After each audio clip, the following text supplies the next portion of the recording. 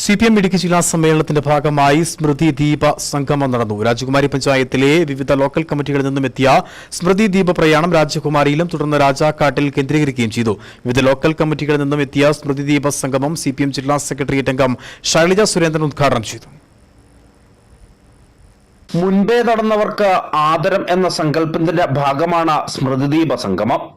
പാർട്ടിയുടെ കഴിഞ്ഞ സമ്മേളനം മുതൽ ഈ സമ്മേളന കാലയളവിൽ വരെ മരണപ്പെട്ടിട്ടുള്ള പ്രവർത്തകരെ ആദരിക്കുന്നതാണ് സ്മൃതിദീപ സംഗമം. മരണപ്പെട്ടവരുടെ വീട്ടിൽ നിന്നും അത്ലറ്റുകൾ ദീപശിഖ ഏറ്റുവാങ്ങും. ഓരോ ലോക്കൽ കമ്മിറ്റി കീഴിലും സ്മൃതിദീപ സംഗമം നടത്തി.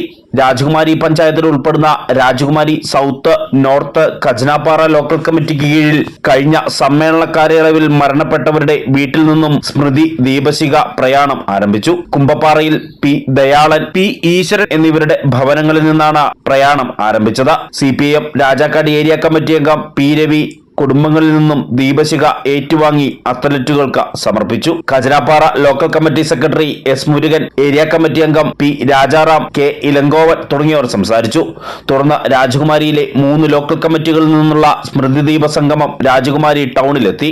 രാജാക്കാട് ഏരിയ കമ്മിറ്റി കീഴിലെ മുഴുവൻ ലോക്കൽ കമ്മിറ്റികളിൽ നിന്നും സ്മൃതിദീപ സംഗമം രാജാക്കാട് കേന്ദ്രീകരിച്ചു. തുടർന്ന് നടന്ന സമ്മേളനം CPM ജില്ലാ സെക്രട്ടേറിയറ്റ് അംഗം ശൈലജ സുരേന്ദ്രൻ ഉദ്ഘാടനം ചെയ്തു. മുൻപേ നടന്നവർക്ക് ആദരം അർപ്പിച്ച് നടന്ന സംഗമത്തിൽ നൂറുകണക്കിന് അത്ലറ്റുകളും പ്രവർത്തകരും പങ്കെടുത്തു.